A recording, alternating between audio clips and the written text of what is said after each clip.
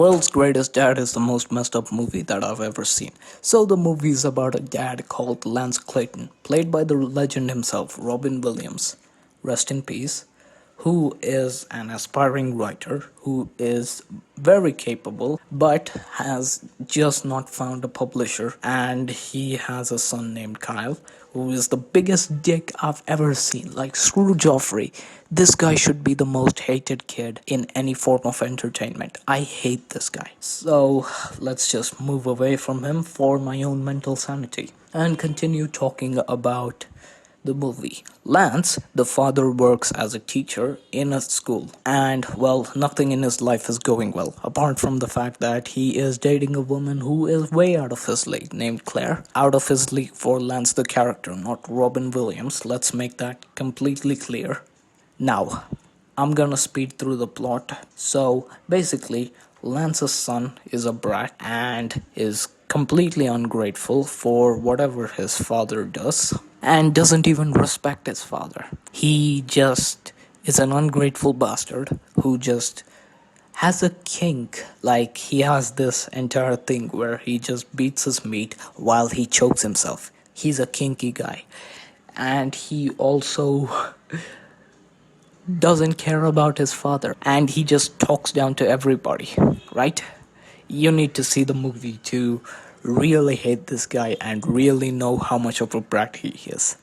So, one day, Lance and Claire seem to finally go on a date that Claire has been postponing for a long time now because she might have a supposed romance with another teacher. This is also somehow becoming a soap opera, and it is not corny at all. So, big thumbs up for that. And anyway, they finally go on a date, and he decides to bring his son to the date with him. What a great idea. And well, it kinda grows well for all three of them. Lance and Claire seem to be having a good time, and Kyle has some pictures of his teachers. You know which ones. Oh, and did I mention, by the way, Claire was also a teacher working in the same school. My bad, guys. I think you would have already figured that out anyway. So, let's keep moving on, shall we? Anyway, so the three of them go back home, and Lance and Claire go to her home for you know what, except they don't, because Lance just wants to keep his promise to his son that he would be back after saying goodbye. And he goes back home to see his son, and his son has just exited the land of the living. It's one of the most gut wrenching moments in any movie, at least in my opinion, which is double an achievement because you don't feel sorry for the guy. You don't feel sorry for the guy who died. You feel sorry for Lance the character. You feel sorry for the father.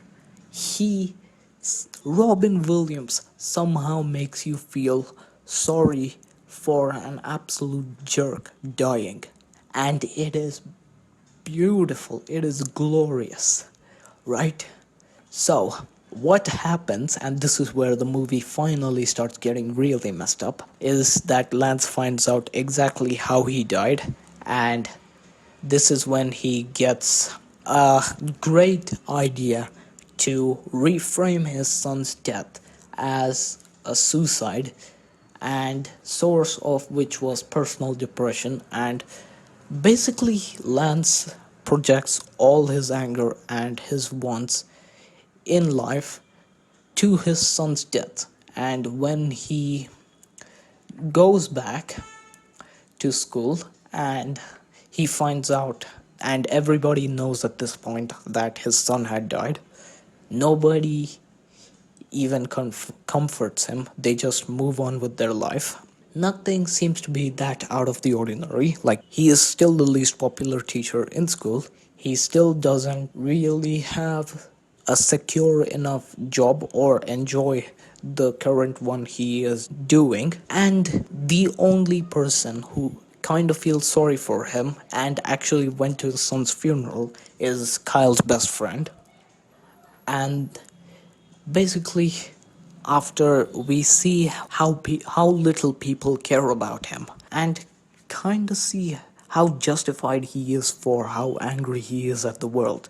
Like, nobody cares about him. Nothing he wants in his life is prioritized. You know, the feelings we all have about our lives, except he's actually a good person, so you kind of want it all for him. You want him to be a great best-selling author. You want some publisher to pick up his books. You want him to be popular in school. He's a great guy, right? And he gets it all in one instant, and that instant is when the suicide note that he wrote for his son goes public. And as you can expect, Kyle was a character who was completely unlikable. Everybody in the school hated him. There was even a fight that broke out because he was such a brat. Everybody hated this kid. Everybody who hated him, everybody who bullied him, everybody who had any ill feelings towards this kid, Kyle, feels guilty for the suicide note. They feel like they were responsible for his death. So, in an instant, that makes Lance Clayton the most popular teacher in school. And then Lance Clayton also writes a book that he says was written by his son before he died. So, as you can expect, that book becomes the most popular book in the entire school. And at this point, by the way, Kyle is the most popular kid in school after he died. So, there's no use for Kyle there.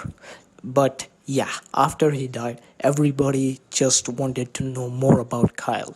What is his favorite book? What is his favorite band? What is his favorite superhero movie? All of that. And they were all starting to become super fans of Kyle.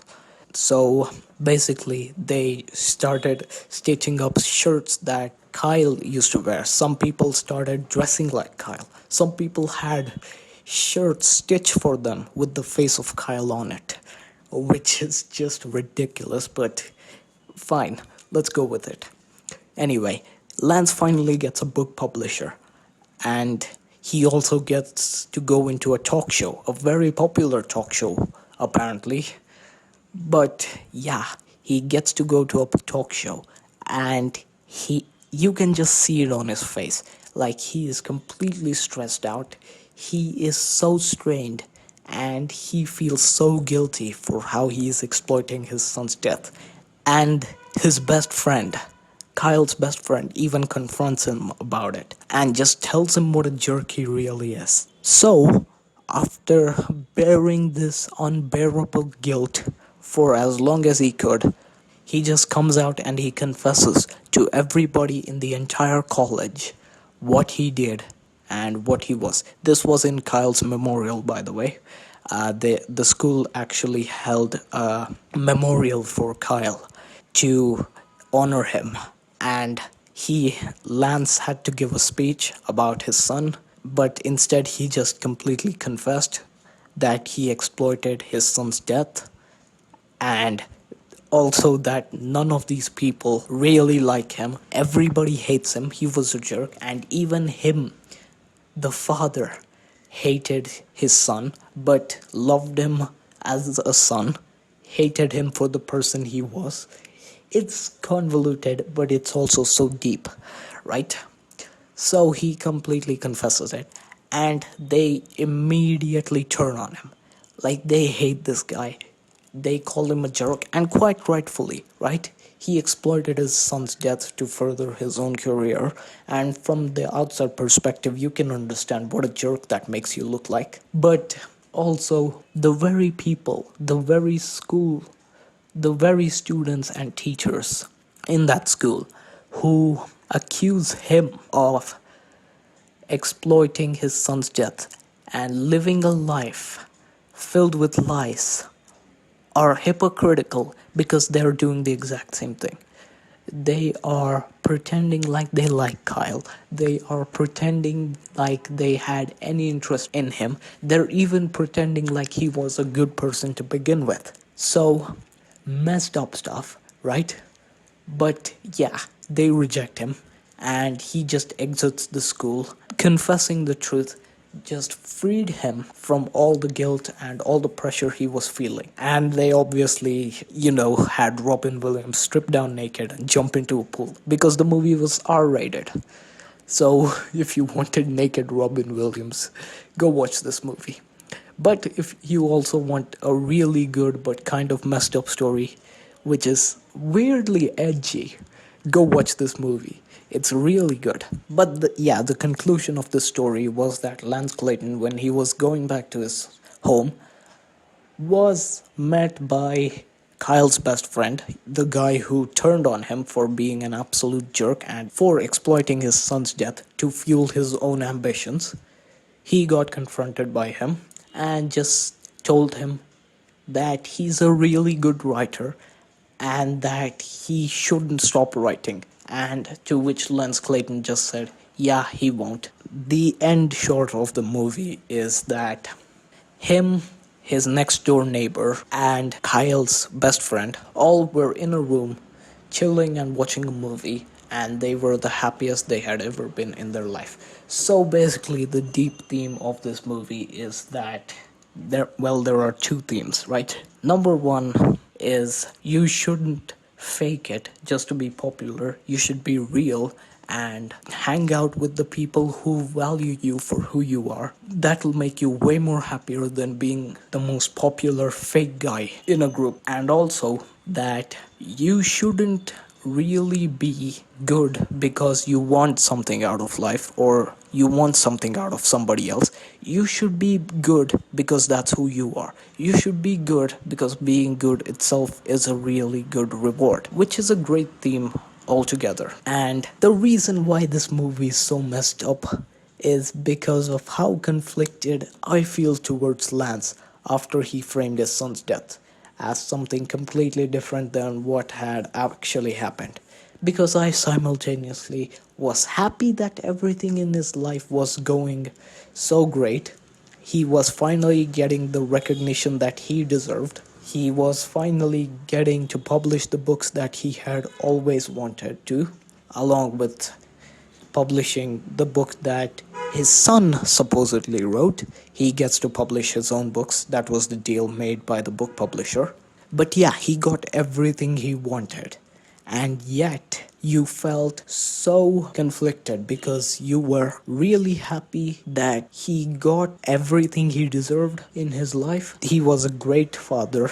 I mean, he made me feel bad and made me feel like a death of an absolute jerk of a son was an actual tragedy. That's how likable he was. And at the same time, he also should have gotten some level of comeuppance for what he had done and the life he was living. And this movie found a way to kind of tiptoe the line really well, at least in my opinion. They made you feel sorry for him, but they also did not excuse him for the heinous actions he had committed. And yeah, that was the only problem I had with the ending. He did something so messed up, but at the end, he kind of got a happy ending when in reality, I think they should have probably given him more consequences for his actions. But at the same time, you want something for this guy who was so good for the first part of the movie and never got anything, was just taken for granted and just completely ignored by the students. You wanted something good to happen in his life. And that, see what I mean? Like, even as I'm trying to express what I like and what I don't like about this movie, I feel so conflicted about what actually happened in the movie. And that is the beauty of this movie. And I do recommend you guys watching it if you can. I think it's on Netflix right now, buried somewhere in the endless loop of content that exists on that platform. But yeah, it's a really good movie. Even describing this movie as really good feels wrong when it's so messed up. But yeah, hope you've watched this. I really enjoyed this flick. And this is my second movie review, and I think I'm doing a good job. But you guys let me know if I am or not in the comment section below. Also, If you did enjoy this video, please subscribe, and if that's a big ask, how about just a like? It helps more than you know. Hope you have a fantastic day. Goodbye.